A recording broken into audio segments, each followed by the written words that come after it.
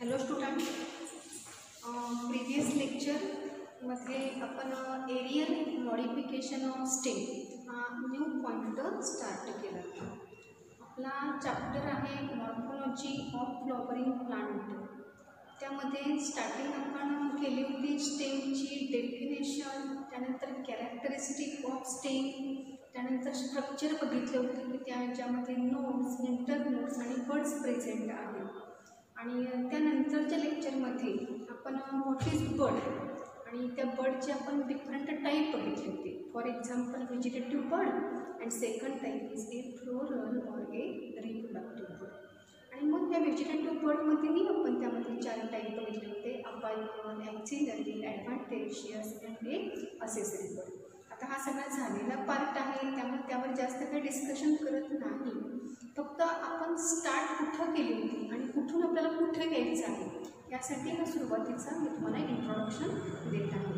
तर त्यानंतर नेक्स्ट आपण स्टार्ट केलं होतं त्यामध्ये मॉडिफिकेशन ऑफ स्टेम. आता मॉडिफिकेशनचा अर्थ तुम्हाला माहीत आहे की स्टेम जेव्हा त्याच्या प्रायमरी फंक्शन व्यतिरिक्त जेव्हा ॲडिशनल फंक्शन परफॉर्म करतात तेव्हा त्यांच्या स्ट्रक्चरमध्ये आणि त्यांच्या फंक्शनमध्ये जे काही चेंजेस झालेले आहेत त्या चेंजेसलाच आपण मॉडिफाईड स्टेम किंवा मेटामॉर्फोज्ड स्टेम असं म्हटलं जातं. मग पुन्हा एकदा थोडीशी डेफिनेशन रिपीट करते. When stem perform additional function instead of their normal function according to need of a plant body is known as a modification of a stem. आता हे मॉडिफिकेशन करताना त्यामध्ये 3 टाईप आपण मेन्शन केलेले आहेत. Depending upon how the growth of a stem take place, above the soil or below the soil or partially above and partially below the soil. Then stem consists of how many type? Stem consists of 3 type. First is a underground modification of stem. Second type is a subaerial modification of stem. And third type is a aerial modification of a stem. आता अंडरग्राउंडमध्ये आपण 4 type आणि त्याची example बघितलेली आहेत. 4 type. First type आहे rhizome, second stem tuber, third bulb आणि fourth corn. रायझोमचं example ginger, ट्यूबरचं एक्झाम्पल पोटॅटो, बल्बचं एक्झाम्पल आपण ओनियन आणि गार्लिक हे एक्झाम्पल बघितलं होतं आणि कॉर्नचं एक्झाम्पल त्यामध्ये आपण ॲमॉर्फोफॅलिस हे एक्झाम्पल बघितलेलं आहे. आणि त्यानंतरचं जे मॉडिफिकेशन आपण बघितलेलं आहे त्या मॉडिफिकेशनचं नाव काय आहे? Sub aerial modification of stem. तर या सब एरियलमध्ये फर्स्ट टाईप आपण त्यामध्ये रनर बघितला होता, सेकंड टाईप त्यामध्ये स्टोलॉन, त्यानंतर सक्कर नंतर ऑफसेट. हे डिफरंट मॉडिफिकेशन आपण सब एरियलमध्ये टाईप्स बघितलेले आहेत. आणि त्यानंतरचा जो मागच्या लेक्चरपासून आपण स्टार्ट केलेला जो पार्ट आहे तो म्हणजे एरियल मॉडिफिकेशन ऑफ स्टेम. एरियलमध्ये सर्वांना पहिला पॉईंट सर्वांना क्लिअर आहे, तो म्हणजे काय की एरियल स्टेम म्हणजे काय? When stem grow about the soil level then it is called as a aerial stem. आता एरियल स्टेममध्ये व्हेजिटेटिव्ह पार्ट किंवा some part of the stem get modified into. For example त्यामध्ये मॉडिफिकेशन आपण बघताना कोणकोणती modification बघितलेली आहे? तर फर्स्ट मॉडिफिकेशन त्यामध्ये stem tendril, second modification thorn, third modification त्यामध्ये फायलोक्लेड आहे, फोर्थ क्लॅडोड. ओके, तर पहिली 2 मॉडिफिकेशन आपली झालेली आहे. कोणती पहिली 2 मॉडिफिकेशन आहे? फर्स्ट जे मॉडिफिकेशन आहे त्या मॉडिफिकेशनचं नाव आहे स्टेम टेंड्रिल आणि सेकंड जे मॉडिफिकेशन आपण जे बघितलं होतं त्या मॉडिफिकेशनचं नाव आहे थॉर्न. टेंड्रिलचं मॉडिफिकेशन कशासाठी झालेलं आहे? For a climbing. त्यानंतर next thorn, it is modified for protection of a plant body against browsing and and they also help to reduce the rate of the transpiration. तर बाळांनो, आजच्या लेक्चरला आपल्याला थर्ड मॉडिफिकेशन बघायचं आहे. एरियल मॉडिफिकेशन ऑफ स्टेममधला आपल्याला third type बघायचा आहे.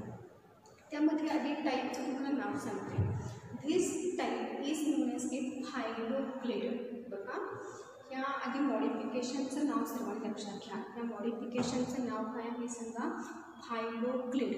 आता फायलोक्लेड म्हटलं की हा जो वर्ड आहे तो दोन पार्टमध्ये आपण डिवाइड करू. फायलोचा अर्थ काय? What is the meaning of a फायलो?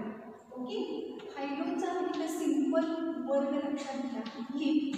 आणि सेकंड जो त्यामध्ये वर्ड इन्क्लूड झालेला आहे तो म्हणजे क्लेड म्हणजेच ब्रांच.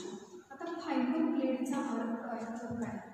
लीफ लाईक ब्रांच किंवा leaf like stem is known as a phylloclade. सर्वांना पहिल्यांदा यावरचं सिंपल सेंटेन्स समजलेलं आहे का? बघा, what is the meaning of phylloclade? Phyllo means leaf like stem or leaf like branch is known as a phylloclade. आता phylloclade म्हटलं की सुरुवातीला त्यामध्ये फर्स्ट पॉईंट काय सांगता येईल की फायलोक्लेड हे कशाचं मॉडिफिकेशन आहे? तर ह्यामध्ये पहिला पॉईंट आपल्याला माहीत आहे, phylloclade it is the modification of stem. पण कोणत्या टाईपचं स्टेमचं हे मॉडिफिकेशन आहे? एरियल आहे, सब एरियल आहे का अंडरग्राऊंड आहे?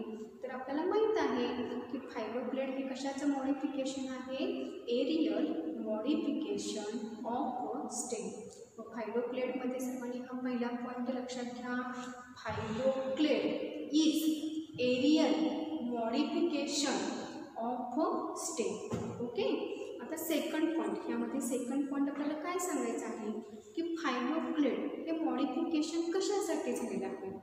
Phylloclade it is modified for photosynthesis. आणि फोटोसिंथेसिस म्हणजे काय की they prepare their own food material, म्हणजे preparation of the own food मटेरियलसाठी फायलोक्लेड हे स्टेम मॉडिफाईड झालेलं आहे. मग आता फायलोक्लेडमध्ये पहिले दोन सेंटेन्स कोणते लक्षात ठेवायचे आहेत? बघा, फर्स्ट जे सेंटेन्स आहे त्यामध्ये हा पॉईंट लक्षात घ्या की phylloclade it is aerial modification of stem. हा पॉईंट सर्वांना क्लिअर झालेला आहे का? The second point, it is modified for photosynthesis. कशासाठी मॉडिफिकेशन झालेलं आहे? It is modified for photosynthesis. त्यानंतर आता सगळे ह्यामध्ये महत्त्वाचा पॉईंट लक्षात घ्यायचा की फायलोक्लेड म्हणजे काय? बघा, फायलोक्लेडची मी पहिल्यांदा डेफिनेशन सांगते. When stem become flat green and perform leaf like function then it is called as a phylloclade. बघा, पुन्हा एकदा डेफिनेशन मी रिवाइज करते. What is phylloclade? When stem become flat green and perform the function of photosynthesis then it is known as a phylloclade. Aerial modification of स्टेममध्ये third type आपण बघणार आहोत. त्या थर्ड टाईपचं नाव आहे फायलोक्लेड. फायलोक्लेडमध्ये फर्स्ट पॉईंट त्यामध्ये काय इंडिकेट करायचं आहे की हे मॉडिफिकेशन कशाचं आहे, हे मॉडिफिकेशन कशासाठी झालेलं आहे. आणि थर्ड पॉईंट त्यामध्ये definition. Phylloclade it is the aerial modification of stem. Second point, it is modified for photosynthesis.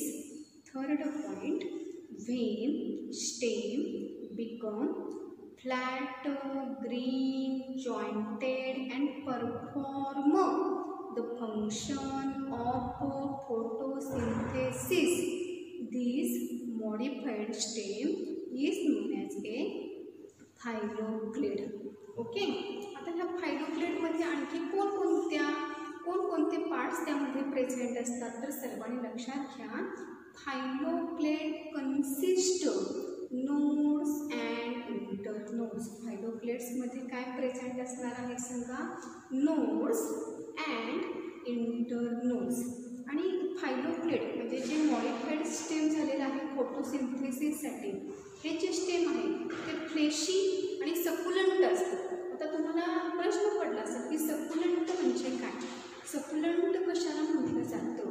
तर थोडक्यात याचं मराठी मिनिंग सांगते की पाणी साठवणारं जो पार्ट आहे फायलोक्लेडमध्ये स्टेम, म्हणून त्या स्टेमच्या प्रॉपर्टीजला सकुलंट असं म्हटलं जातं. बघा, stem is a thick and a succulent. आणि का सकुलंट आहे तर त्यामध्ये म्युसिलेज इज ए प्रेझेंट. त्या स्टेममध्ये कोणता असा कंटेंट आहे की त्यामुळे स्टेमचं स्ट्रक्चर चेंज झालेलं आहे, तर त्यामध्ये लक्षात घ्या म्युसिलेज इज प्रेझेंट. आणि हे म्युसिलेज प्रेझेंट असल्यामुळं स्टेम्स बिकम ए सकुलंट. ओके. बघा, म्हणण्यामध्ये प्रॉपर्टीज काय काय किंवा फीचर्स काय काय सांगता येतील फायलोक्लेडचे? Phylloclade consist nodes and internodes.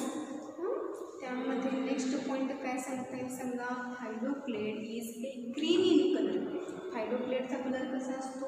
Green. आणि आपल्याला सगळं माहीत आहे की ग्रीन कलर म्हणजेच काय की त्यामध्ये क्लोरोप्लास्ट म्हणजेच क्लोरोफिल पिगमेंट्स प्रेझेंट असतात. आणि ह्या पिगमेंटच्या प्रेझेन्सीमुळं phylloclade take part in the process of the photosynthesis.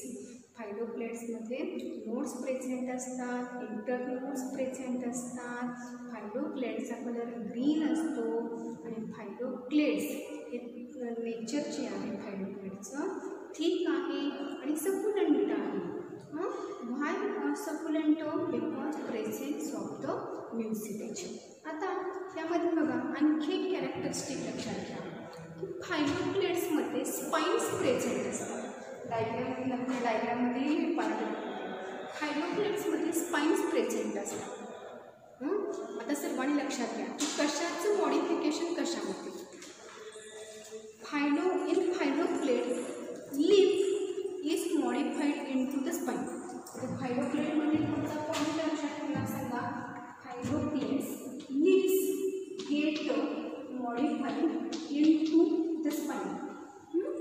मग आता लीफचं मॉडिफिकेशन हे कशामध्ये झालेलं आहे? स्पाईन्स. आता स्पाईन्स म्हणजे काय? आता हा तुम्हाला प्रश्न पडला असेल की स्पाईन्स म्हणजे थोडेसे पॉइंटेड स्ट्रक्चर असतं, निडल लागण्यासारखं स्ट्रक्चर असतं.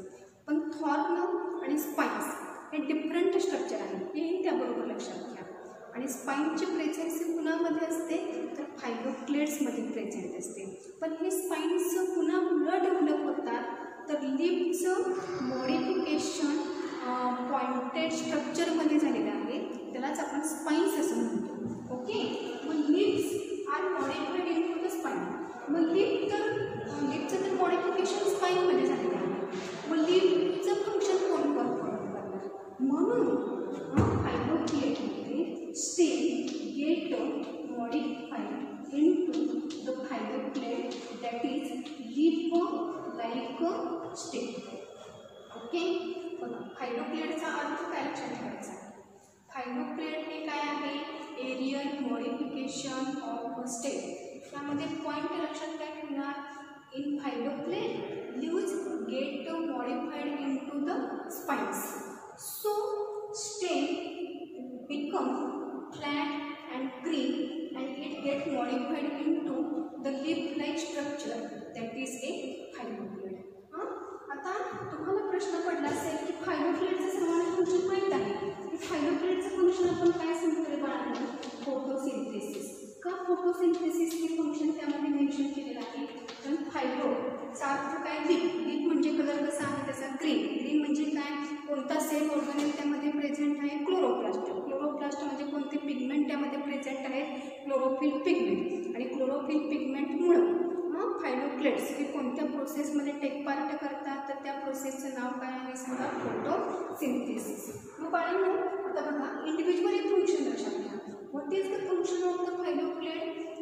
फायलोक्लेड take part in the process of the photosynthesis. And what is the function of a spine? आता हे स्पाईनचं रोल काय?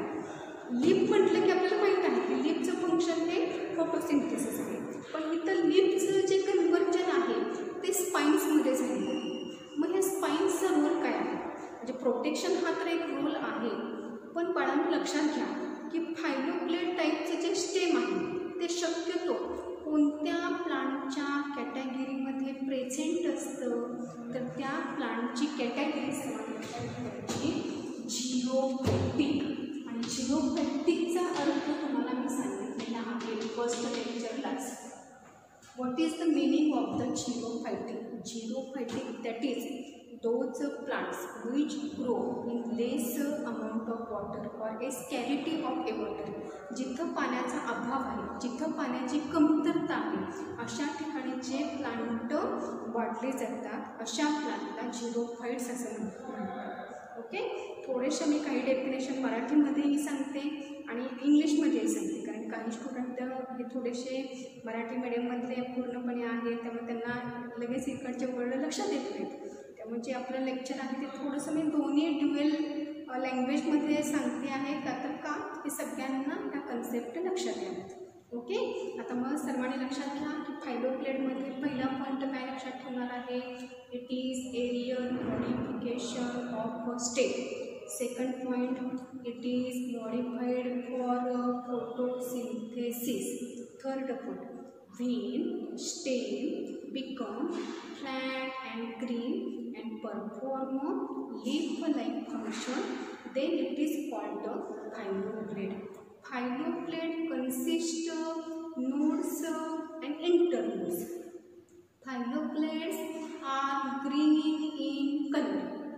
Phylloplates thick and succulent. Phylloplate consists of mucilage. And in phylloplates, leaves get modified into the spines. So, role of leaf performed by the phylloplate, and phylloplate that is aerial modification of a stem, and which take part in process of photosynthesis. आणि मग अशी सांगता एक point राहून गेला की स्पाईनचं function protection तर आहेच, आणि तुम्हाला माहीत आहे की शक्यतो फायलोप्लेट्स हे कोणत्या टाईपच्या कॅटेगरीमध्ये प्रेझेंट असतात? झिरोफायटिक. झिरोफायटिकचा अर्थ माहिती आहे, the plants which grow in A less amount of the water. मग ह्या प्लांटला ऑलरेडी पाणी कमी त्यांना अवेलेबल होतं. आणि ट्रान्सपिरेशनचा रोल तुम्हाला माहीत आहे की ट्रान्सपिरेशन म्हणजे काय म्हणतो आपण? Loss of water in the form of a water vapour by aerial part of the plant body.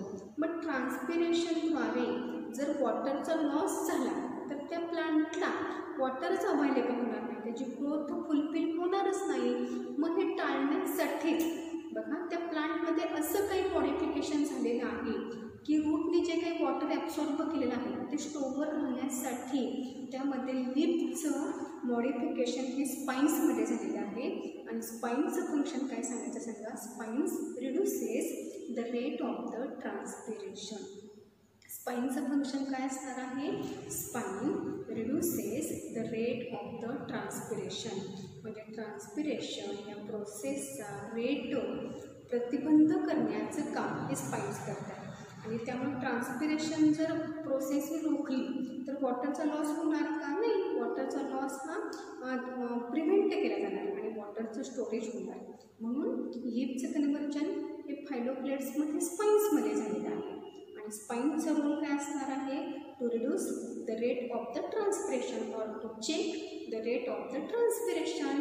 आणि फायलोप्लेटचा रोल आपल्याला माहीत आहे की they prepare their own food material by the process of photosynthesis. बघा किती वेगवेगळे म्हणजे मॉडिफिकेशन ही टर्म इतकी इंटरेस्टेड आहे की त्या प्लांटची गरज काय आहे हे ओळखून त्या स्टेममध्ये काय काय चेंजेस होतात. आणि हे चेंजेस कशासाठी होत आहेत? तर वेगळी फंक्शन्स परफॉर्म करण्यासाठी. त्यामुळं ह्या ज्या टर्म आहेत, बेसिक ज्या कन्सेप्ट आहेत, ह्या मात्र तुम्ही अंडरस्टँड करून घ्या. एकदा तुम्हाला कन्सेप्ट क्लिअर झाल्या की त्यामध्ये तुम्हाला पाठांतर करण्याची काहीही आवश्यकता नाही. हा सब्जेक्ट तुमचा हळूहळू असा प्रिपेअर होतो की तुम्ही त्यामध्ये अगदी डीपमध्ये जाऊन जाता. त्यामुळे सगळ्यात महत्त्वाची आणि बेसिक थिंग की सर्वांनी सगळ्या बायोमधल्या ज्या कन्सेप्ट आहेत त्या पहिल्यांदा क्लिअर करून घ्या. मग फायलोप्लेटचे जर तुम्हाला एक्झाम्पल विचारले की the examples of plant in which phylloclade is present. आता त्याचं पहिलं एक्झाम्पल हे अपुन्शिया. अपुन्शिया कॅक्टस असंही म्हटलं जातं आणि मराठीमध्ये त्याला नागफणी असंही म्हणतात बघा. आणि बघितलं असेल सर्वांनी अपुन्शिया हे प्लांट. आता सेकंड जे आहे ते कॅच्युरिना आणि थर्ड जे एक्झाम्पल आहे बघा, third example म्यूहेलबेकिया.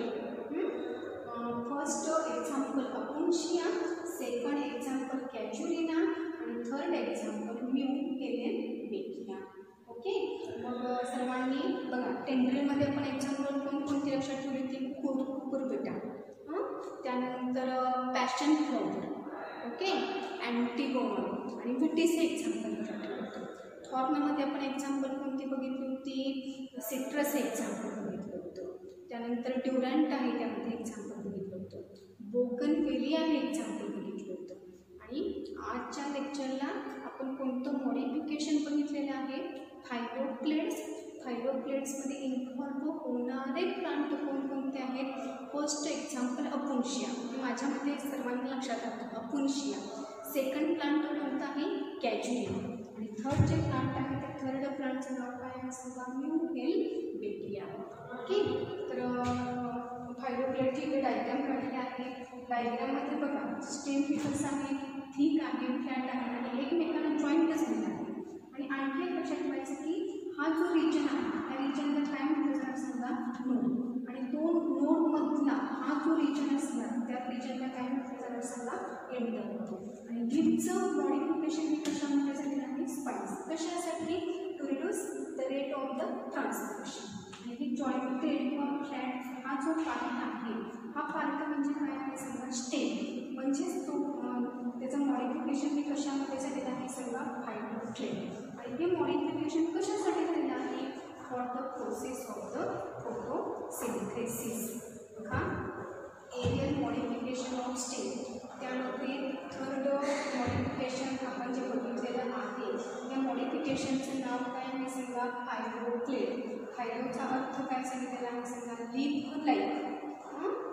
Leaf like branching which perform the function of photosynthesis is known as a phylloclade. फायलोप्लेटमध्ये फर्स्ट पॉईंट काय सांगता येईल? It is aerial modification of stem. Second point it is modified for photosynthesis. Third point phylloclade means when stem become flat, fleshy, green and perform leaf-like structure, then it is known as a phylloclade. फायलोप्लेटचं nature कसं आहे? Thick आहे, succulent आहे. त्यानंतर त्याचा colour कसा आहे? सांगा. Green in colour. आणि फायलोप्लेट्समध्ये सगळ्यात महत्त्वाचा पॉईंट म्हणजे काय सांगा? दे कन्सिस्ट नोड्स अँड इंटरनोड्स. त्यानंतर आणखी एक महत्त्वाचा पॉईंट मध्ये काय लक्षात ठेवा? सांगा.